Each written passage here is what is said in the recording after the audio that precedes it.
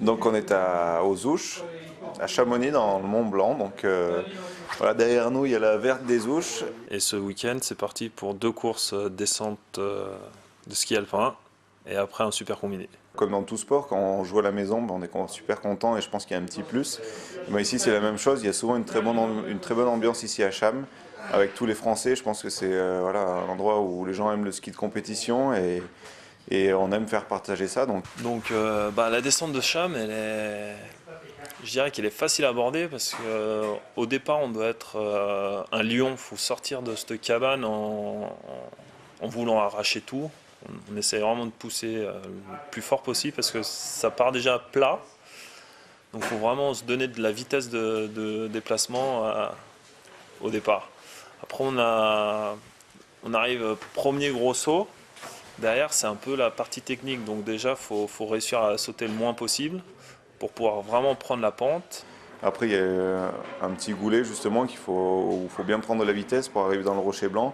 Après le rocher blanc, comme je disais tout à l'heure, je pense que c'est un des points clés de la piste, un virage qui est quasiment à 180 qu'il faut vraiment bien négocier. Et ce rocher blanc, il est très technique, quoi. C'est vraiment un virage particulier parce qu'il faut vraiment partir à 180 et on sait qu'on ne doit pas lâcher de vitesse. Donc ça va être un peu le virage contrôlé, mais quand même il faut laisser vivre le ski. Et garder surtout la bonne ligne pour garder de la vitesse pour la suite et sauter le saut du goulet avec pas mal de vitesse et prendre de la vitesse justement dans la réception de ce saut. Et après, c'est tout un long plat avec pas mal de mouvements de terrain. Et derrière, on sait que c'est vraiment le moindre bras qui sort ou la moindre petite faute sous les skis. Et on sait qu'on va lâcher quelques kilomètres heure qui en bas font souvent la différence en dixième. Donc le bas, c'est vraiment essayer de rester profilé et vraiment même pas sortir une oreille, quoi.